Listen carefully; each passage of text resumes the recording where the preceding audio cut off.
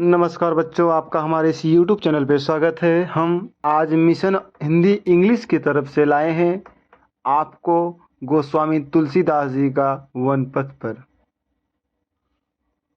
और हम चलते हैं आपको सरल से सरल और आसान से आसान व्याख्या की तरफ लेकर। तो हम सबसे पहले आप सभी से यही निवेदन करते हैं, यदि आप हमारे चैनल पे नए हों तो वीडियो को लाइक करिएगा और चैनल को सब्सक्राइब करके बेल आइकन को प्रेस ज़रूर करिएगा ताकि ऐसी ही वीडियो आप तक पहुंचती रहे। तो चलिए दोस्तों, आपको लेके चलते हैं अपने व्याख्या की तरफ सरल से सरल, आसान से आसान तरीक़ों से। यदि कोई भी मीनिंग कठिन लगती है तो आप पेंसिल या पेन लेके बैठ जाइए ताकि उस मीनिंग का मीन्स और अर्थ लिखते चलिएगा। तो वन पथ पर का पहला आपका स्टैंजा यह है दोस्तों कि पुरते निकसी रघुवीर बधू धर धीर दये मग में डग हैं। झलकी भरी भाल कनी जल की पुट सूख गए मधुरा धरवे। फिर बूझती हैं चलनो अब केतिक पर कुटी करियो कित हैं। तिय की लखिया तुर तापिय की अखियां अति चारु चली जल स्वय। तो पुरते निकसी रघुवीर बधू उधर धीरे दये मग में डगवहे। और झलकी भरी भाल कनी जल की पुट सूख गए मधुरा दरवे। फिर बूझत हैं चलनो अब केतिक पर कुटी करियों कित हैं। और तिय की लखिया आतुरता पिय की अखियां चारु चली चल चय। तो सबसे पहले इसका संदर्भ लिखते हैं दोस्तों कि प्रस्तुत छंद महाकवि गोस्वामी तुलसीदास द्वारा रचित कवितावली के अयोध्या कांड से उद्धृत है। यह हमारी पाठ्य पुस्तक काव्य संकलन में वन पथ पर शीर्षक के अंतर्गत संकलित किया गया है। तो दोस्तों, अगर इसका प्रसंग देखा जाए तो सुंदर या सुकोमल अंगों वाली सीता जी वन पथ पर जा रही हैं। इस पद में गोस्वामी जी ने उनकी व्याकुलता का चित्रण किया है। तो चलिए दोस्तों, हम व्याख्या की तरफ लेके चलते हैं। आपको हमने संदर्भ दे दिया और प्रसंग दे दिया। अब व्याख्या कहते हैं कि पुरते निकसी रघुवीर बधू। पुरसे माने पुरते निकसी रघुवीर बधू धर धीर दये मग में डग द्वय। डग हैं झलकी भरी भाल कनी जल की पुट सूख गए मधुरा धरवे। अब फिर बूझती हैं चलनो अब केतिक पड़ कुटीर करियों कित हैं। और तिय की लखी आतुर तापिय की अखिया अति चारु चली जल चय। तो दोस्तों, अब व्याख्या देखते हैं। कह रहे हैं पुरते। पुरते का मतलब होता है दोस्तों जनकपुर से, अर्थात श्रृंगवेरपुर से। अर्थात गोस्वामी तुलसीदास जी कहते हैं कि राम की प्रिया अर्थात जानकी ने जैसे ही अयोध्या से बाहर निकलकर धर धीर का मतलब होता है दोस्तों बड़े ही धैर्य से। धर धीर माने होता है धीरज रखते हुए। दय माने दिए, मग माने मार्ग, में माने में, डग माने कदम, पुरते माने होता है श्रृंगेरपुर से, निकसी माने निकलती है, रघुवीर वधू माने श्री राम की पत्नी।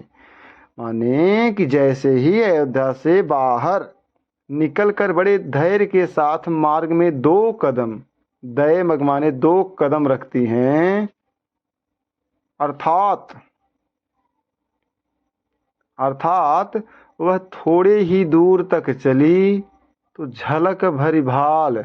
झलक माने झलकने लगी, भरी माने होता है जल, भाल माने मस्तक पर, कनि जल की माने होता है जल की। अब पुट सूख गए। पुट माने होता है उनके ओठ, दोनों ओठ जो थे। सूख माने सूख गए माने गए। मधुराधर वह माने होता है वही कौन ओठ, मधुराधर माने कोमल ओठ। माने कि थोड़ी ही दूर तक चली, वैसे ही उनके पूरे माथे पर पसीने की बूंद झलक आई। और उनके कोमल ओठ सूख गए। फिर बूझत हैं चलनो अब केतिक। तबे राम से बूझत माने पूछती हैं कि चलनो अब केतिक, अभी कितना चलना है। पर्ण कुटी पत्तों की कुटिया करिहों कित हैं। करिहों माने कहाँ, कित माने करेंगे। अभी पर्ण कुटीर करिहों कित हैं माने पत्तों की कुटिया कहाँ बनाएंगे। तीकी लख आतुरता पीकी, अखिया अति चारु चली जल चय। माने पत्नी की ऐसी अधीरता देखकर, आतुरता माने अधीरता देखकर प्रीतम राम की अत्यंत सुंदर आंखें आंसुओं से भर गई और उनसे अश्रु प्रवाहित होने लगे। तीकी लखी आतुरता पी की, पी माने होता है प्रीतम भगवान राम ने, जब ती माने पत्नी की, लखी माने लखा, आतुरता माने होता है अत्यंत उनके प्रीतम को। तो अत्यधिक माने अत्यधिक, चार माने चली, चंचल माने होता है चली माने चलने लगी, जल माने नेत्रों से क्या, जल माने आंसू। तो अत्यंत रूप से उनके क्या हो गए, आंसू आंखों में भर गए। ये था दोस्तों पहला, शायद आपको समझ में आया होगा, एक बार फिर से देख लीजिए। कह रहे हैं कि पुरते निकसी रघुवीर वधु, श्रृंगारपुर से जब निकसी माने निकलती हैं रघुवीर वधु माने श्री राम की पत्नी, तो धर धीर माने बड़ी धीरज के साथ, दय माने दोनों, मग माने मग में, डग माने कदम, तो दोनों कदम मार्ग में रखती हैं। तो झलक भर भाल कनीजल की, तो मस्तक पर पानी, मस्तक पर बूंदे की क्या होती है, जल झलकने लगती है, और पुट सूख जाते हैं, ओठ उनके क्या होते हैं, सूख जाते हैं। अब मधुराधर वे वही मधुर कोमल ओठ। और फिर बूझती हैं माने फिर पूछती हैं कि चलनो अब केतिक, अभी कितना चलना है। और पड़ कुटी करिहों कित हैं, पत्तों की कुटिया कहाँ बनाएंगे। तीकी लखी आतुरता पी की अखियाँ तिचारु चली जल चय। तो माने पत्नी की व्याकुलता को पी माने भगवान श्री राम ने देखा, तो अखिया माने उनके आंखों से अत्यंत चारु चली जलचय, नेत्र बहने लगे। अब कहते हैं दोस्तों कि जल को गए लखन है लरिका, परिखों पिय छाए खरी के ठाड़े। पछिपो पोछ पसेऊ बयारी करो, अरु पर्दे पाखरियों भूभुर ढाड़े। तुलसी रघुवीर प्रिया शर्म जान के, बैठ बिलम्बल कंटक काढ़े। जानकी नाह को नेह लखों पुलको, तनिबारे बिलोचन बाढ़े। इसका प्रसंग होगा दोस्तों, श्री राम को वनवास की आज्ञा हुई, वे लक्ष्मण और सीता के साथ वन की ओर चल पड़े। सीता जी के माथे पर पसीने की बूंदें झलक आए। इस स्थल पर सीता जी की व्याकुलता और उनके प्रति श्री राम का प्रेम का सजीव वर्णन किया गया है। तो लाइन सीता जी कहती हैं कि जल को गए लखन है लरिका। सीता जी कहती हैं कि लक्ष्मण जल लेने गए हैं, अतः वह लड़िका है। पारिखा, पारिखा माने प्रतीक्षा कर लीजिए। पिय माने हे पिय, हे पिया प्रतीक्षा कर लीजिए। छाह खरीक है ठाड़े, अतः कहीं छाह में खड़े होकर घड़ी भर के लिए, क्षण भर के लिए लक्ष्मण का कर लें, परिखों पे माने प्रतीक्षा कर लें, क्योंकि अभी वो लड़का है। और पोंछ पसेऊ बयार करूं, तब तक मैं आपका पसीना पोंछ कर, बयार करो माने पंखे से हवा के देती हूँ। और पर्दे पाखनियों भूभुर डाले, और बालू से तपे हुए पैर, पद माने पैर, धो देती हूँ। भूभुर माने पाखनी माने प्रक्षालित कर देती हूँ, धो देती हूँ। और तुलसी रघुवीर प्रियाश्रम जान के, बैठे विलंबल कंटक काढ़े। तो तुलसीदास जी कहते हैं कि रघुवीर प्रियाश्रम जान के, रघुवीर माने राम, भगवान राम, प्रिया माने अपने पत्नी की, श्रम माने थकान को जानकर बैठ गए, और विलंब कंटक काढ़े, तो लंबे समय तक क्या किए, उनके कांटे को काढ़ने लगे।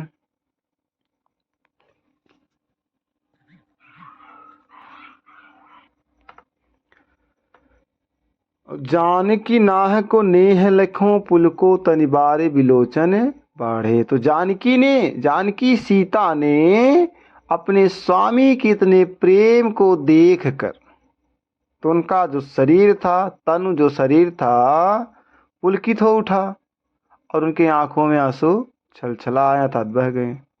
तो जानकी नाह को नेह लखे, जो सीता जी थी वह नाह माने होता है नाथ भगवान श्री राम का, नेह माने प्रेम को, लख्य माने लगती हैं।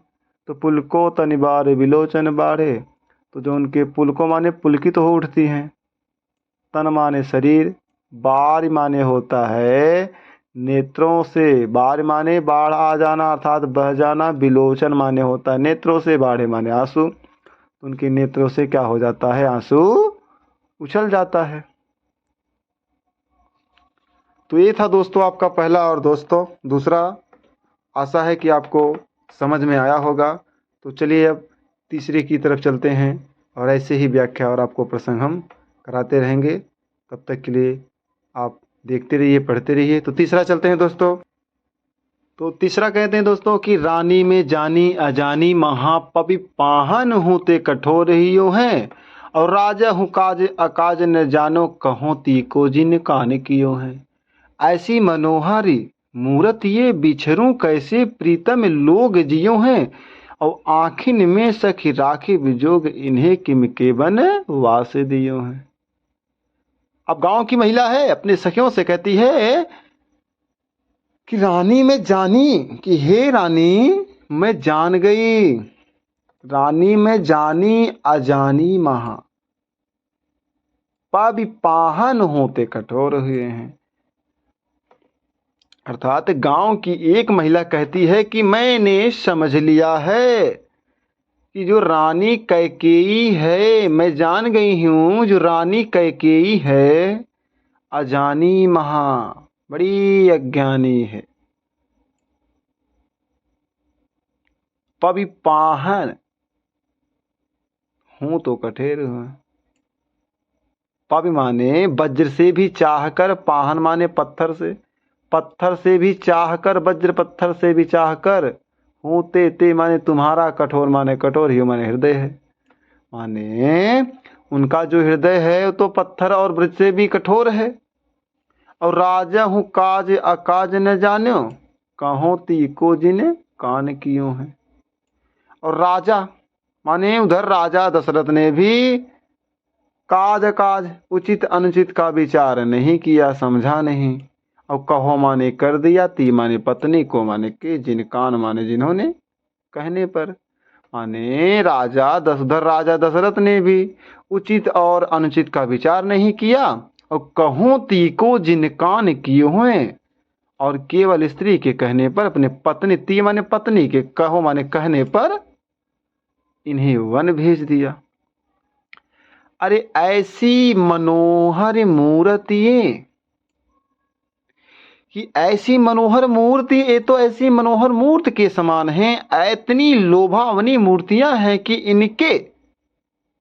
इनके बिछुरे कैसे प्रीतम लोग जियो हैं, कि बिछुरे कैसे प्रीतम लोग जिए हैं, कि इनके बिछड़ने पर इनके परिवार के लोग किस प्रकार जीवित रहेंगे।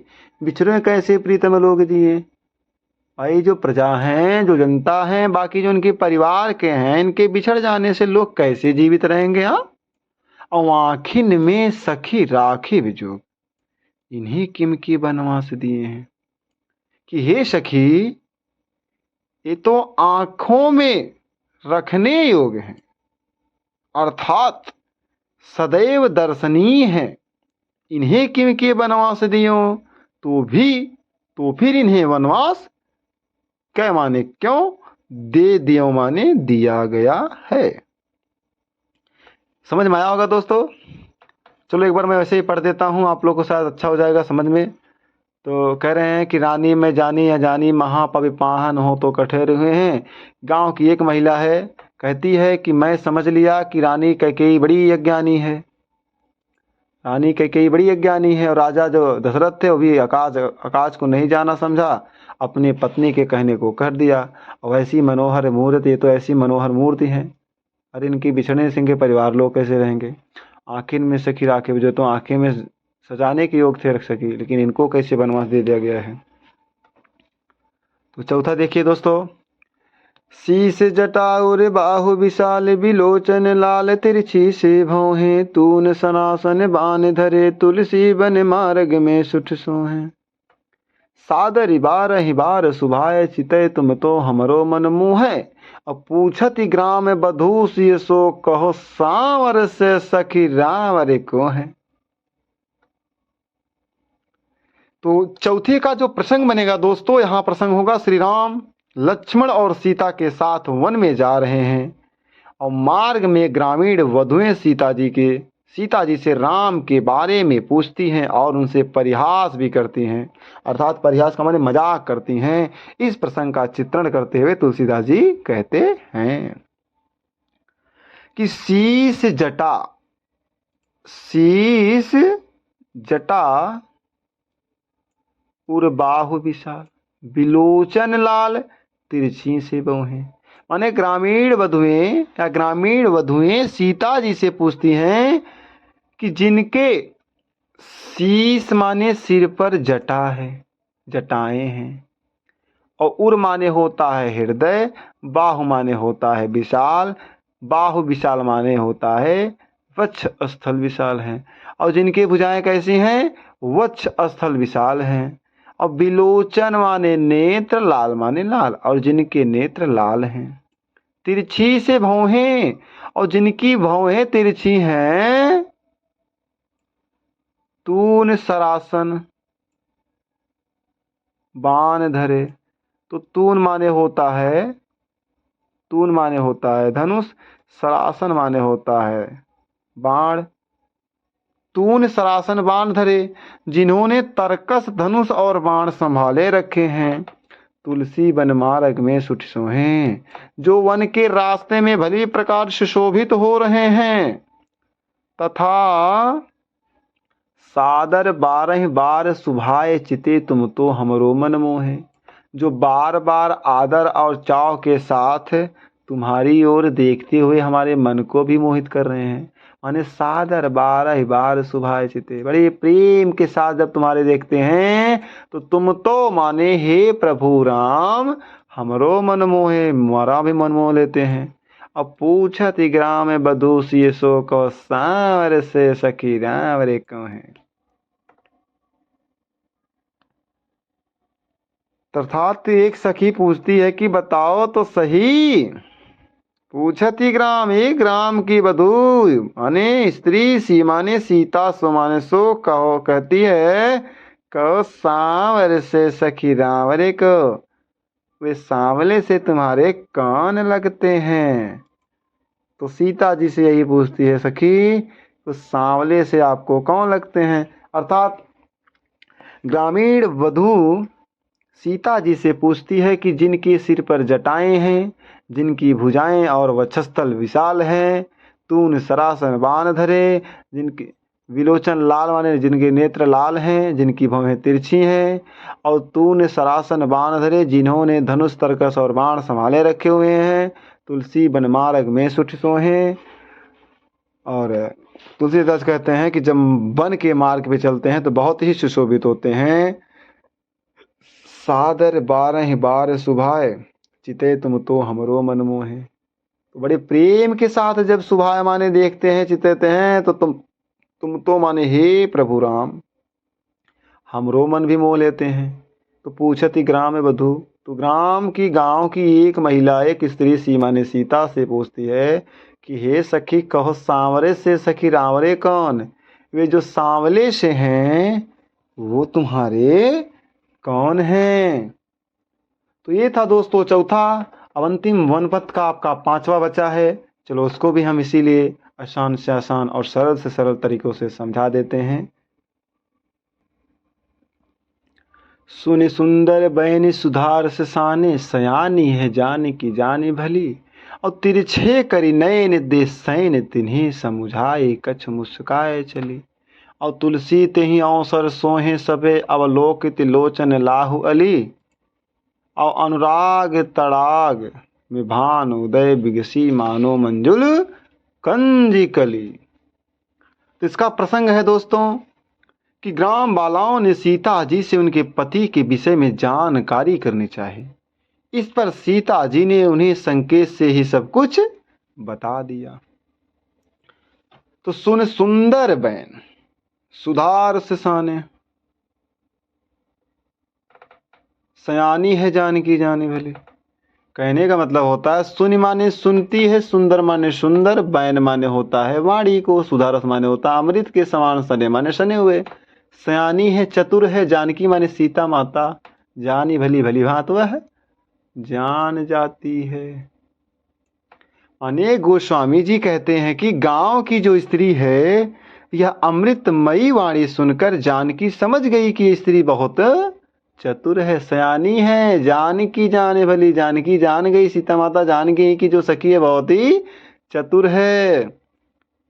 माने घुमा फिराकर प्रभु के साथ मेरा संबंध जानना चाहती है। अतः उन्होंने मर्यादा का पालन करते हुए संकेतों के द्वारा उन्हें बता दिया कि तिरछे करि नयन दे सैन तिन्हें समुझाई कछु मुस्काए चली। माने तिरछे करि नयन, नयन माने होता है नेत्र को तिरछा करके, दे सैन माने होता है इशारा करके, समझाए कुछ, कुछ समझा कर सीता जी मुस्काए चली, मुस्कुराते हुए आगे बढ़ गई। और तो ही तुलसी तहियों सरसों है सबे, अवलोकत लोचन लाहु अली। तुलसीदास जी कहते हैं कि ते ही अवसर, उस अवसर सोहे सभी, सभी क्या हैं सुशोभित हो रहे हैं, शोभा पा रही हैं। अवलोकित माने देख कर, लोचन माने नेत्र, लाहु माने लाहु का मतलब होता है लाभ पहुंचा रहे हैं, लोचन लाहु माने होता है नेत्रों पर लाभ पहुंचा रहे हैं, अली माने होता है भौरे के समान। अर्थात तुलसीदास जी कहते हैं कि उस अवसर वे स्त्रियां उनके दर्शन को स्वयं का लाभ मानकर राम को टकटकी लगाए हुए देखते हुए शोभा पा रही हैं। अनुराग तड़ाग में भान उदय, मानो कि अनुराग तड़ाग, अनुराग माने प्रेम रूपी, तड़ाग माने तालाब में, भान उदय माने होता है सूर्य उदय हो गया। और विगसे माने खिल गए, मानो माने मानो, मंजुल कंज कली माने होता है सुंदर कमल की कलियां। माने कि मानो सूर्य उदय होने पर प्रेम रूपी तालाब में सुंदर कमल की कलियां खिल गई हो। तो ये था दोस्तों पांचवा आपके वनपथ पर। चलो एक बार हम आपको फिर से समझा देते हैं, पढ़ा देते हैं। सुनि सुंदर बैन सुधार साने, सयानी है जाने की जाने भली। तो गोस्वामी जी कहते हैं कि गांव की स्त्रियां की यही अमृत वाणी जानकी समझ गई कि स्त्रियां बहुत चतुर हैं, घुमा फिराकर प्रभु के साथ मेरा संबंध जानना चाहती हैं। तिरछे कर नयन दिशैन तिन्हें समुझाए कछु मुस्काए चली। तो उन्होंने क्या किया, अपने नेत्र तिरछे करके, इशारा करके कुछ समझाकर सीता जी मुस्कुराते हुए वहां से आगे बढ़ गई। और तुलसी तहियों सरसों है सबे, अवलोकित लोचन लाहु पले। तुलसीदास जी कहते हैं कि उस अवसर वे स्त्रियां उनके दर्शन को स्वयं का लाभ मानकर राम को टकटकी लगाए हुए देखती हैं और ऐसी शोभा पा रही हैं। अनुराग तड़ाग में भान उदय, बिगसी मानो अंजुल कंजे के लिए, मानो सूर्योदय होने पर प्रेम के तालाब में सुंदर कमल, मंजुल कंज कली, तो सुंदर कमल की कलियां खिल गई हो। तो ये था दोस्तों आपका अंतिम पैराग्राफ, द एंड हो गया। तो आशा है दोस्तों आपको समझ में आया होगा। ऐसे ही वीडियो देखने के लिए आप मेरे चैनल पे बने रहिए। तो मिलते हैं दोस्तों हम आपको अगले वीडियो में। तब तक दोस्तों ऐसे ही वीडियो देखते रहिए और 2023 का सेशन